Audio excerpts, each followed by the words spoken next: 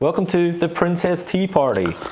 My name is Docky, looking like Snow White, and over here we have the wonderful and amazing Maggie. Maggie, do you want to tell us a little bit about yourself? Yes, I will. So my name's Maggie Young. I've worked at the Hospice now for 7 years and I'm the Compassionate Neighbours lead. Compassionate Neighbours started just before COVID, and what we do, and it's one of the best jobs in hospice, is we find out what our patients love, what their passions are, what they really want to keep in their lives as long as they can. And we get great volunteers to do that with them. So if they love rugby, they can go to rugby together. If they love gardening, they can garden together. If they like a wee bet on the horses, they can go and do that too. Dress up for Royal Ascot, have a lovely time, have a wee bet. So it's all about just doing the things that you hold passionate, hold close to your heart, and you really love. We've got great staff in the hospice that are fantastic at clinical care. But one of the things that's really, really important is to leave that to them. How can we add to that? How can we complement what our great, great clinical staff do? And that's what we hopefully do. That sounds genuinely amazing. It is amazing. I will also say, chat, this is the first time I've met Maggie, so you're learning all of this at the same time as I. That sounds like quite a fun job. It really is. It really is. And we spend time getting to know the patients in hospice, but they're people outside. Yeah. And find out really what would make their day. What do they love doing? And sometimes when people have an end of life diagnosis, the world can become a wee bit smaller because there's so much focus on what's wrong with them. How can we make that better? How can we support them? But what about what's right with them? And that's what we do. We try and engage with them to do the things they love. Take their mind off of the darker times and kind of make their life a bit more what they love. Kind of thing. I've got a saying, I'm always banging this on, but we need the softer things make the hard things less hard. And I think what we're doing, it might be soft, but it's still really, really important. The next question I have is, what drew you towards this role that you do? And I know you mentioned being here 7 years, and the role you're in now kind of got introduced just before COVID. Do you want to tell us a little bit about maybe what you've done before that, and kind of how you were drawn to that role, and then maybe how you continued on to your current role? Absolutely, great question, Liam. So I first knew about the hospice over 30 years ago. My best friend Lorna died. She was a patient in the hospice here, and she had amazing care when she was here. So it was always in my mind, and I was always so grateful to what the hospice and the staff offered her in those difficult times. About 7 years ago, a role came up as the Deputy Volunteer Services Manager, and I'd always worked with volunteers. I love working with people that offer their time for nothing. You know, they're not getting a salary. They do this because they want to do it. For the love of it. Absolutely. And saw this, came for an interview, didn't think for a moment I would get it. Must have used hypnotism or mesmerism on the day, managed to persuade them to give me the job. So I was three and a half years in volunteer services, and it was great. I loved it. And one of my best days, and I was thinking about this earlier, was I had a day interviewing dogs for therapists. Wow. And it's like, I get paid to come and interview dogs. And that was amazing. It was really amazing. I'm now just trying to envision that interviewing a dog. Just sat down here being like, hey buddy, And they were fantastic. Had to speak to their owners too, but oh my God, their dogs were fabulous. It'd be impressive if you could speak dog. That'd be quite impressive. That's to come. So that's what I did beforehand. And then just as COVID broke, the chief executive, Jackie Stone, got in touch and said, we've heard about this project that's happening in hospices down south. We'd like to develop it here. And of course, I was really daft and said, can I do both jobs? Because I loved where I was before. We have 650 volunteers in hospice. And I just loved, every day was different. Everybody brought something unique to their roles. We had about 40 different roles. So I didn't want to leave that. But the idea of this creating something new was really exciting. So I jumped on that one. Yeah. And here you are. Here I am. You'll not get me out. Do not blame you. But you're talking so fondly of the job you do. Yeah. And you mentioned how every day is basically a new day. This may be difficult because it does sound quite rewarding, but what would you say is the most rewarding part of your job? If you can narrow it down, feel free to tell us multiple, but if you had to pick one. I think I work very closely with Darius, my colleague, and we go to visit people when they're sometimes in quite a low ebb. Yep. You know, they're not feeling so great. They're being supported by the clinical staff, but they're kind of maybe, the world has become smaller, I said that before. And it's when we bring them together with a great volunteer and then we hear what they get up to. So I kind of say no deep sea diving the first week, but do you know, if you want second week, we're open to that. But it's when you hear what they've done. And I'll give an example of what I thought was really, really special. We had a gentleman in East Lothian who had been a really keen photographer, and when he got his end-of-life diagnosis, he dropped that. He wasn't so able to get out and about, so I brought him together with a great volunteer, Dave, and they started to go in the car and just travel around East Lothian, enabling him to take photographs again, which he absolutely loved. So I went to visit him one day and he's showing me the pictures they'd taken, and we were having a great time. And I thought, these are too good to keep, you know, to yourself. Yep. Would you be happy to share them with the hospice? So long story short, we ended up doing an exhibition in the hospice of his photographs. Wow. He came in, it was quite an adventure bringing him in because he wasn't so well, but we brought him in, he was having a lovely day. And he was standing looking at his own photographs, which were lined up on the walls, and it was when people were walking past and talking about them. And this brought him such joy because he thought, this is me on the downward slope. I don't have much more to offer. And it was just wonderful, and he was so taken aback. And I remember a woman coming up and just tapping him on the shoulder and saying, "Did you take these photographs?" And he said, "Yes." And she said, "I'd like to buy some." Wow. So there's a few sold for hospice funds. Amazing. But for him, it was just that I've lost what I love, and we brought it back. So that's what I love. That is very, very powerful. Like, kind of showing people that it doesn't matter how hard life seems, like you can still pursue your passions. Absolutely. Yes, you may need a little bit extra help, but it's not that they just disappear kind of thing. Like you can still pursue your passions. That's exactly, Liam. There was another lovely one. It was a lady who'd been a writer. She wrote books, and she had almost finished her last book, but she'd lost the energy, the motivation to do it. So we brought her together with a compassionate neighbour volunteer. That's what my volunteers are called. And she sort of encouraged her to talk about it, tell her about it. Well, she got that book finished and it got published. And that was a real joy. And it's just that sometimes when you've got somebody to walk alongside, you find that energy to do things again. So that was really lovely. So those are the moments that make me go, oh! Is it kind of like someone, it's almost like they kind of lose somewhat belief in themselves that they can do their passion, but then having that person that also believes in them, that kind of just gives them that little bit oomph. It's like, oh wait, I can actually do this. You're absolutely right. There was another one very briefly. It was an intergenerational one, so it was a very young volunteer with an older lady who was a real crafter. She could crochet, knit in ways that most of us can't. And she ended up passing on her skills to this volunteer who has now taken it up as an active hobby. So it's that lovely thing, I've still got something to give. Yep. You know, I do have this condition, I'm not as well as I used to be, but I've got a lot of living to do yet. I'm going to share my joys and my passions with you. Very, very powerful. It's lovely, it's really lovely. And one more, I'll tell you, I touched on the racing. This one made me laugh so much. I had two gents, very able, very educated men, came together. One was volunteer, one was not so well. And we discovered they both had a love of horse racing. So they would dress up for special events like Ladies' Day at Royal Ascot. So they would create hats and they would sit there and watch it on the television, and they might have a wee online bet and maybe a wee restorative cordial along the way, you know, just to whet the appetite. And they had wonderful days, and it was again being able to do the things that they both loved and do it together and share, make new memories. It's all about making memories. Yeah, your job sounds very, very rewarding. Like, I love it. Being able to Liam. impact so many people on such a regular basis, like it's something a bit special. And having the new kind of every day is different. That's also, I presume, quite enjoyable. Yeah. Having worked retail for many, many years, as a lot of you know, you do the same thing day in, day out, but being able to have new experiences every day and it not get mundane with some jobs.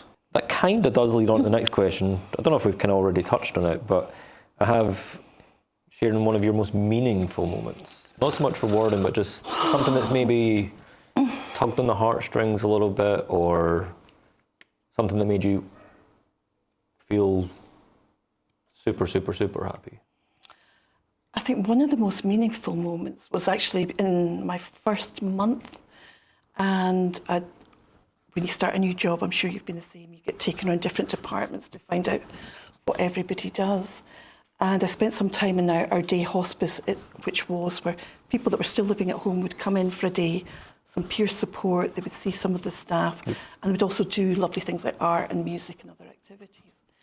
And the day, I think it was my second or third day in the job, I met a gentleman who'd just been referred into the hospice and was still in that sort of, not struggling, but still in a bit of shock at how his health was going, and this wasn't what he expected. He was ages with me, and we got chatting, and he said one of the things that was really important to him was he would love to get married.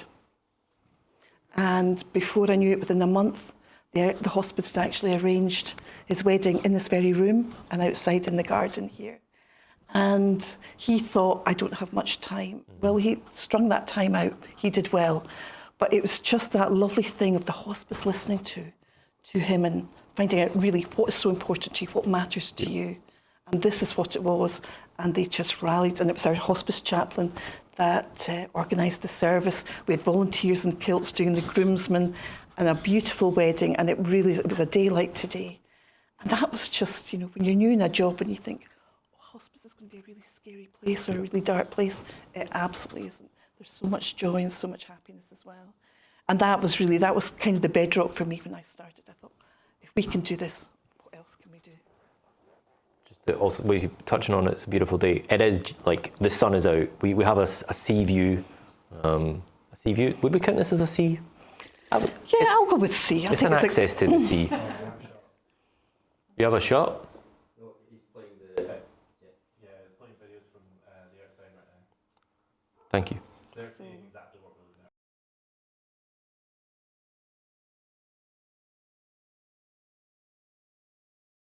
We're kind of somewhat on the last question already, but I'm pretty sure me and you can have a wee chat after.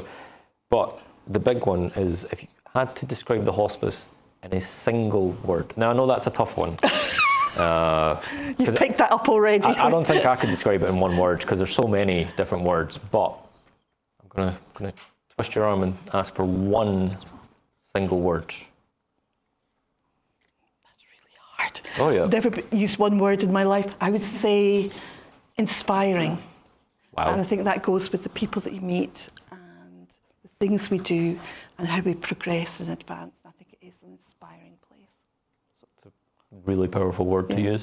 So I used one and then added about another 20 That's to okay. it. So You gave the word and then gave the explanation to the word. I will say to the Twitch chat, you guys are more than welcome to ask either one of us questions. Ideally, Maggie, because we have her here specifically for this. But if you guys have any questions, feel free to ask. can I turn it round to you, Liam? Oh. How would you describe the hospice, having known that's no fair. what we I've do not even here? prepared this, man. And there's no wrong answer. There's absolutely no wrong answer. Oh, the camera's on me now. Ugh. That's brutal. Or I might be more generous. I'll give you three. I need to be fair. Like, I'll go for the one. Okay. Because as I say, there's so many going through my head. Like, there's obviously caring, there's love, there's inspiring. But I'm feeling emotional about to say this, but like, home? Uh-huh. Like, that's one word that was coming to me, is the word home. Oh boy, I was not expecting to be crying during this section. Back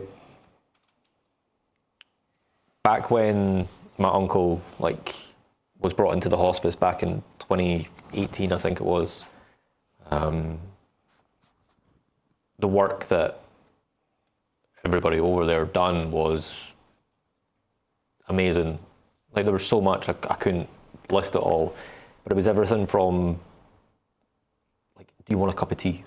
Like the small things. Like, I don't drink tea, as everybody knows that's watching this, but it was just like the small things that made everything so much easier, and like they kind of made you feel at home, kind of thing. Like, for instance, with my uncle, he had a chocolate lab, amazing little dog. Like, her name was Maisie.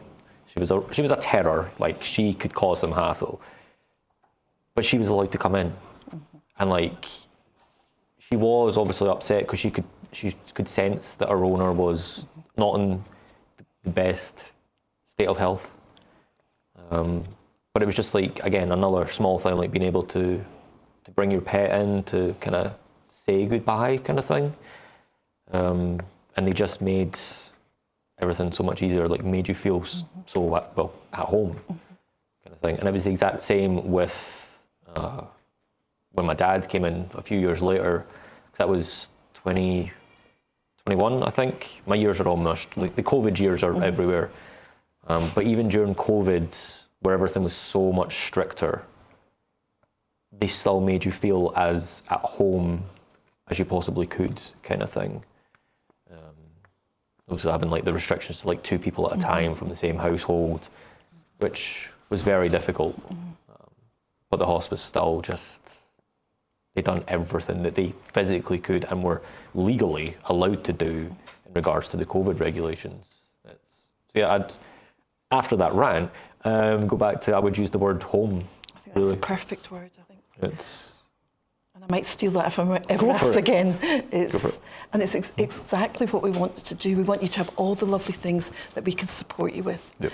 And interestingly, you mentioned Maisie the lab. Again, in my early days, covering reception, just so I got to know all the different parts of the hospice, there was a young chap came in with 2 rabbit carriers, and he had 2 giant New Zealand white rabbits. wow. And his mum had been, I think she bred rabbits, and this was her favourite 2 does. And it was just thinking, I'm working in a place where we can bring our rabbits to work. It's amazing. And I think animals play such a huge part, because what you want is everything, all your home comforts 100%. with you. It's so important. It makes such a difference. Like, as I say, a lot of the time people, I would presume, envision like a hospice as like, it's dull, it's dark, it's grey, it's like people are near the end, so things won't seem upbeat. But given the circumstances, like, it is so upbeat and so positive. To be honest, there's another word. That could be word 2 of 3 maybe. We might get a third. Positive is another one that we're going to go for. Because it just, as you say, the stereotypical images of a hospice would be dull, grey, kind of sad, but it's so upbeat kind of thing. Like, it's positive, it's having all your kind of, you're basically like you're at home. Let's go back to that. It's so lovely. And of course, the hospice building is amazing, but what we're trying to do now is go out into the community more. Yep. Times have changed, science has changed, what we can offer. So a lot of what we do in the building across there, we can take out as well now. Yep. So people, if they don't want to leave home, if they want to stay with their garden and their things and their pets and their family, they can do that, and we can bring so much to them now.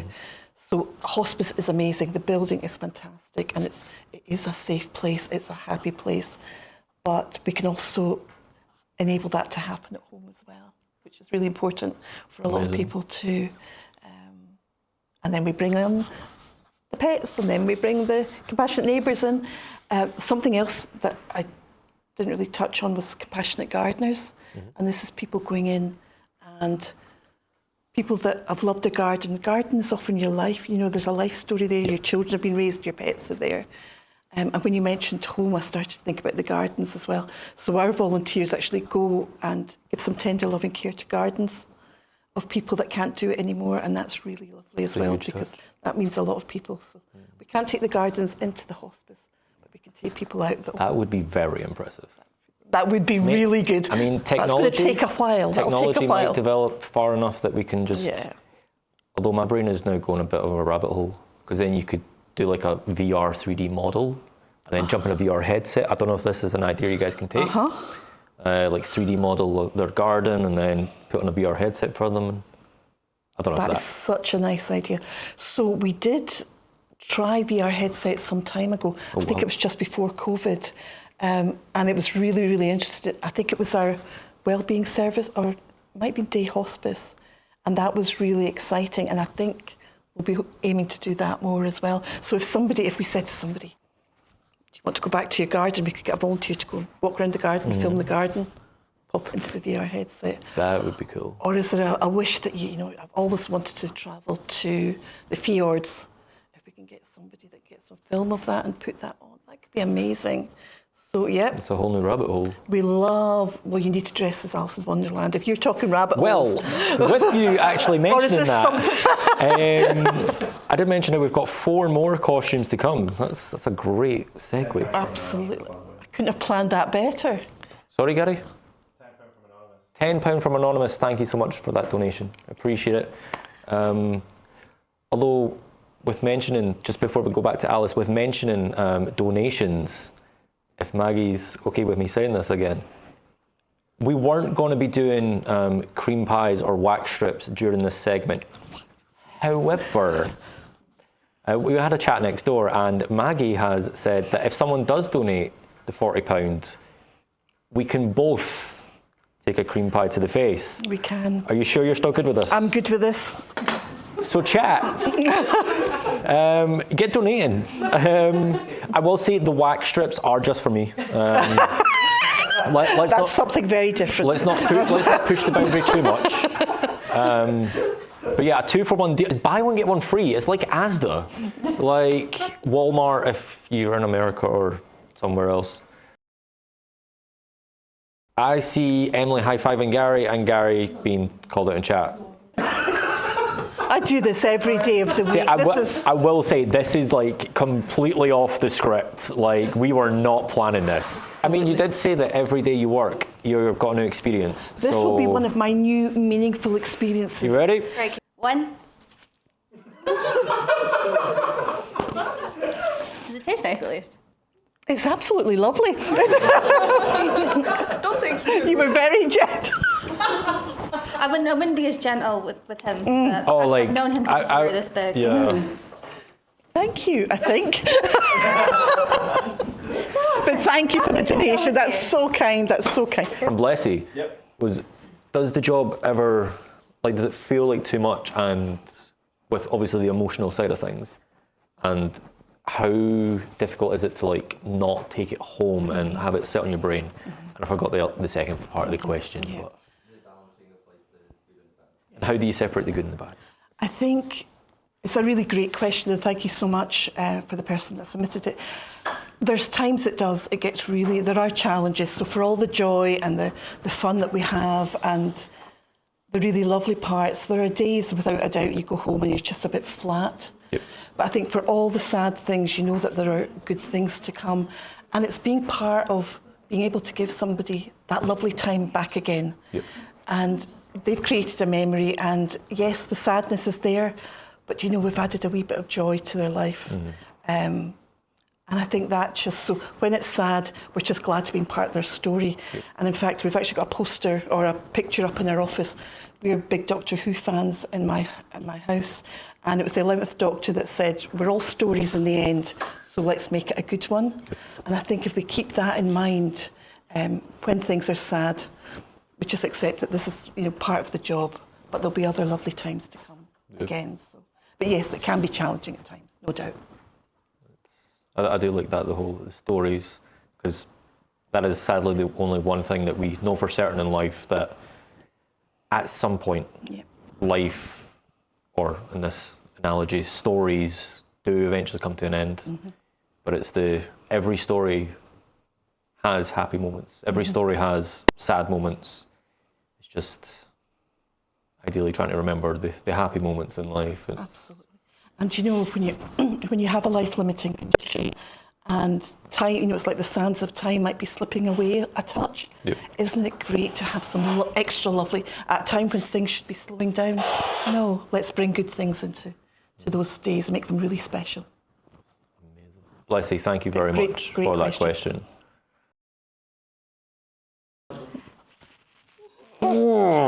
Oh, that was brutal. There was more in that one. The scooty cream didn't run out this time. And I think I know who Johnny might be as well. That one. Thank you, Maggie. You guys are spoiling us today. Oh, I've just noticed we're at £828 so far. That's fantastic. That Thank does you to also everyone. mean that the temporary tattoos have been unlocked. I don't know how we're going to apply them. I might be pushing the button here and kind of going off script again, but you seemed keen on things. Okay. How about a temporary tattoo? Where? I mean, just on your arm. Like, I think they should wash off pretty I quick, have right? 2 of them. There you go. Like, for real, don't if you don't want to. Like, I will take them, but they are princess themed. Oh, I think they're here. Absolutely. I'm definitely pushing buttons here. I live for it. I think it's a case of maybe like making them a bit wet and just putting them on. Have you experienced any other charity work prior to working for the hospice, or was the hospice kind of your first charity job? Huh? Mike with the 250. Oh, really? Yeah. Oh, Thank you. So Michael, come wax my chest, and also you can hit me in the face with another cream pie. Although that does mean another cream pie for you as well, because we're still in this hour. Absolutely, absolutely. Oh, you got right in the middle. Make it like smush it in, like make sure it's nice and. Oh boy. And then just. One. Oh, that was bad. Well done. Oh, that one's going in the Somebody may frame. buy that. Somebody may raffle it. We are. yeah, no. Oh, you okay? We have. My hands are so slimy. We have this frame that we're going to put the wax strips in, and we're going to auction it off. Great question, Jake. I actually worked for Chest, Heart and Stroke Scotland for 17 years, working with people Speaking with of chest, communication difficulties post-stroke. And I had a young group at the West End. I loved all the groups. But the young group at the West End was amazing because it was younger people that had strokes. And they were really, to use the word we used earlier, inspirational too. So been in the charity sector for about 25 years. wow, I love it. That's Absolutely love it. amazing. That's a good one. I think this is kind of descended into just about a chat now. Like we've touched on the important topics of like why the hospice is so important and why you guys should donate, and what you have been doing amazing. Again, thank you. Thank you. Yeah, we're kind of we're enjoying the fun because we don't want to make it all Yep. kind of doom and gloom and kind of chat about some difficult topics. But now it's time to have some fun, because that's what today is all about: entertaining you guys and raising a lot of money for charity. An amazing charity at that. What tattoo did we go for? Cinderella. Cinderella. Cinderella is my. I should have said Snow White. There you go. That works. That works. Fantastic. Enjoy. Would you like a second Cinderella? Oh wow. Do you want dancing? We're going all Or out. castle? Castle. Again, apologies to the hospice if I've kind of derailed things a bit too much, but a lot of money raised, right? If you had infinite money to basically spend at the hospice, considering how amazing a facility they already have and the amazing staff, what would you invest it in? That's such a great question, but such a difficult question. Infinite money.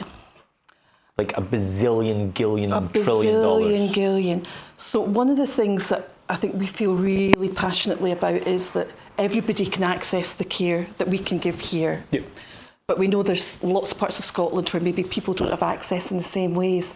So I think it would be just spreading what we do here to all the areas now. There's I think it's about 16 different hospices in Scotland. Some are big, some are small, some are in hospitals. But I think it would be just making sure that everybody gets the great palliative care, because it can make such a difference to people's lives. So I think it'd be just spreading what we do further. Kind of increase the scale of the operation. Absolutely. That'd be amazing. But that is such a good question. It really is a great question. Bless you. Thank you very much. Thank you. That was an amazing question. Yes, I'm still getting covered in tattoos. But I think we're going to wrap it up there. Maggie, thank you so much. Thanks, Liam. For We'll spending catch your up time again here. soon. Indeed, I will definitely be back to. And I would love to do it again if you come back. I think we may be able to. I can't English. Might be able to arrange something It for would be future great. events. But thank you for all you're doing in the next few days, and to all of you, you're doing a fantastic job here. So, what a team! So, but good luck. Thank you. And I'll be watching the. I'll need it. You're going to be amazing. Amazing. Thanks, Thank you so Liam. much, Maggie.